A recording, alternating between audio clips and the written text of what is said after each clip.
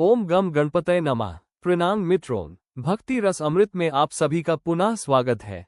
आज हम गहरा अध्ययन करेंगे भगवान गणेश जी के प्रत्येक चिन्ह का आध्यात्मिक अर्थ। पिछले अध्याय में हमने सुना था गणेश जी की दिव्य जन्म कथा, कैसे माता पार्वती ने उन्हें हल्दी लेपन से निर्मित किया, कैसे उन्हें गज शीर्ष प्राप्त हुआ और कैसे वे विघ्न नाशक बने। आज हम जानेंगे कि उनका प्रत्येक अंग, प्रत्येक मुद्रा, प्रत्येक प्रतीक हमें क्या ज्ञान देता है। क्या आप जानते हैं कि गणेश जी का स्थूल शुंड केवल अलंकार नहीं, अथवा उनका मूषक वाहन केवल संयोगजन्य नहीं, प्रत्येक वास्तु में स्थित है एक गहरा तत्वज्ञान। चलिए इस रोचक अध्याय में प्रवेश करते हैं और समझते हैं कि कैसे गणेश जी का स्वरूप हमें जीवन की शिक्षा देता है। सर्वप्रथम चर्चा करते हैं गणेश जी के गज मुख की। गज शब्द संस्कृत के गज धातु से उत्पन्न है, जिसका अर्थ है गमन करना या अग्रसर होना।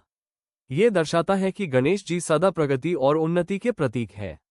गज का मस्तिष्क सर्वाधिक विशाल होता है प्राणी जगत में। ये बुद्धि, विवेक और ज्ञान का प्रतिनिधित्व करता है। गणेश जी का गज मुख हमें शिक्षा देता है कि हर परिस्थिति में बुद्धि का उपयोग करना चाहिए, भावना का नहीं।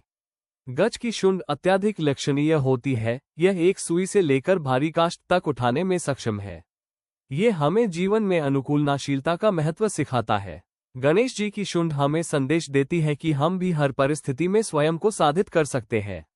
गज के कर्ण यानी कान विशाल होते हैं क्योंकि अधिक श्रवण करना चाहिए, अल्पकथन मतलब ज्यादा सुनना चाहिए और कम बोलना चाहिए। गणेश जी के बृहदाकार कर्ण हमें शिक्षा देते हैं कि पहले परायों के वचन को ध्यानपूर्वक सुने, तत्पश्चात उत्तर दे। यही प्रज्ञा की निशानी है। गज की शुंड में 26,000 पेशियां होती है। यह अतुल्य नियंत्रण और सटीकता को दर्शाता है। गणेश जी की शुंड हमें सिखाती है कि सच्ची शक्ति नियंत्रण में होती है, बल में नहीं। हाथी की स्मरण शक्ति सबसे तेज होती है। एलिफेंट नेवर फॉरगेट्स, ये सामान्य कहावत है। गणेश जी का गज मुख हमें याद दिलाता है कि हम अपने संस्कार, अपनी शिक्षा, अपने गुरु के वचन को कभी ना भूलें। गज सदा शांत और धैर्यशील होता है जब तक कोई उससे परेशान ना करे। गणेश जी यह संदेश देते हैं कि धैर्य और संयम जीवन के सबसे बड़े गुण हैं। अब प्रवेश करते हैं गणेश जी के वाहन मूषक की गाथा में। ये सर्वाधिक रोचक प्रतीकात्मकता है। एक लघु मूषक और इतने बृहदाकार गणेश, ये कैसे संभव? मूषक काम वासना का प्रतीक है जो सर्वदा कुछ ना कुछ कुतर कुतर कर खाता रहता है।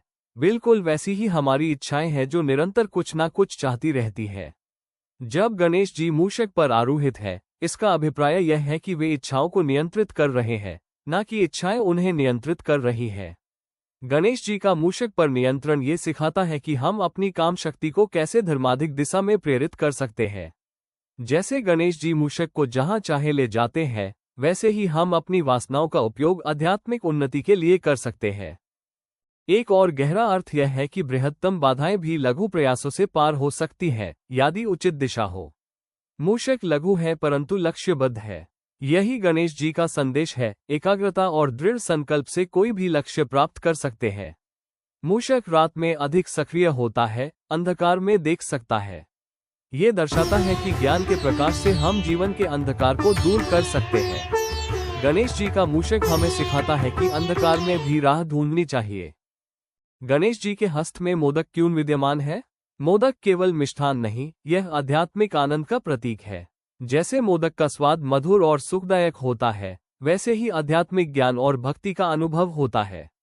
मोदक वृत्त आकार में होता है, जो पूर्णता और सिद्धि को दर्शाता है। गणेश जी हमें शिक्षा देते हैं कि सच्चा सुख बाह्य वस्तुओं में नहीं, आंतरिक आध्यात्मिक माधुर्य में है। उनके हस्त में राजू या पाश है जो आस्था को दर्शाता है। गणेश जी हमें सिखाते हैं कि हम संसार में रहे परंतु आसक्त ना हो। राजू का अर्थ बंधन नहीं, बल्कि नियंत्रित आसक्ति, अर्थात आवश्यक संबंध बनाए रखे परंतु ममता ना करे। अंकुश या हस्तीद मन उनके हस्त में है, जो अनुशासन का प्रतीक है। जैसे गज को नियंत्रित करने के लिए अंकुश आवश्यक है, वैसे ही मन को नियंत्रित करने के लिए अनुशासन चाहिए। गणेश जी हमें शिक्षा देते हैं कि स्वयं नियंत्रण और अनुशासन के बिना आध्यात्मिक प्रगति असंभव है। कदाचित आप देखते होंगे गणेश जी के पास कमल पुष्प भी है। कमल पावन शुद्धता का प्रतीक है जो कीचड़ में खिलकर भी निर्मल रहता है। ये हमें सिखाता है कि हम संसार की अशुद्धता में रहकर भी अपनी प्योरिटी बनाए रख सकते हैं। गणेश जी की चार भुजाएं क्यों हैं?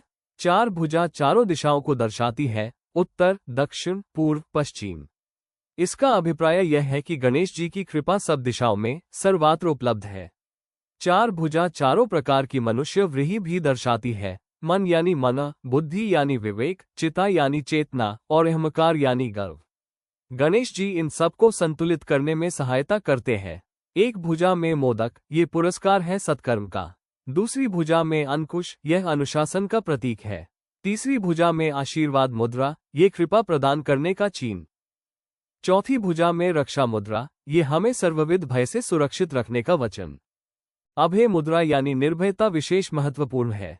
गणेश जी का ये हस्त हमें बताता है कि जब आप धर्मपथ पर चलते हैं तब भय का कोई स्थान नहीं है। भय केवल अज्ञानता से उत्पन्न होता है, ज्ञान से नहीं। वरदा मुद्रा यानी वरदान देने वाली मुद्रा में गणेश जी का दूसरा हस्त दर्शाता है कि वे सदा भक्तों को वरदान देने के लिए तैयार है, परंतु यह वरदान उसको मिलता है जो सच्ची भक्ति और पुरुषार्थ करता है।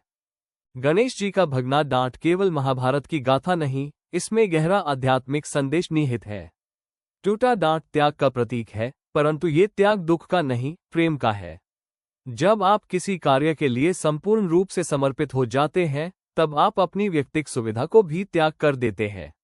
गणेश जी ने अपना डांट ज्ञान के लिए बलिदान किया, ये हमें शिक्षा देता है कि सच्ची विद्या के लिए अहंकार को छोड़ना पड़ता है। भगना डांट यह भी दर्शाता है कि पूर्णता शारीरिक सुंदरता में नहीं, आंतरिक गुणों में है। गणेश जी का भगना डांट अन्न की शोभा में कोई कमी नहीं लाता, बल्कि उनके चरित्र को और भी उच्च बनाता है। एक डांट संपूर्ण, दूसरा भगना, ये द्वंद्व को दर्शाता है। जीवन में सदा विपरीत शक्तियां होती है, सुख और दुख, सफलता और असफलता। गणेश जी हमें शिक्षा देते हैं कि दोनों को संतुलन के साथ स्वीकार करना चाहिए। भगना डांट ये भी सिखाता है कि बाहरी हानि से आंतरिक शक्ति कम नहीं होती। गणेश जी का टूटा डांट उनकी महानता को और भी बढ़ाता है। ये हमें बताता है कि लाइफ की चैलेंजेस हमें कमजोर नहीं, मजबूत बनाती है। तो मित्रों, आज हमने देखा कि भगवान गणेश का प्रत्येक प्रतीक, प्रत्येक अंग हमारे लिए एक आध्यात्मिक शिक्षा है। उनका गजमुख, मूषक वाहन, चार भुजा, भगना डांट, सर्वदा कुछ हमें जीवन के गहरे सत्यों की शिक्षा देते हैं। ये प्रतीक केवल कहानियां नहीं है, यह व्यवहारिक प्रेगी है जिसको हम अपनी प्रतिदिन की जीवन में प्रयोग कर सकते हैं। जब भी आप गणेश जी के दर्शन करते हैं, स्मरण रखें इन सभी अर्थों को। अगले अध्याय में हम सीखेंगे संपूर्ण गणेश पूजा विधि कैसे करते हैं, उचित आराधना, कौन से मंत्र का जाप, कौन से पुष्प अर्पित करते हैं और क्या है सही प्रकार से गणेश जी की कृपा प्राप्त करने की विधि।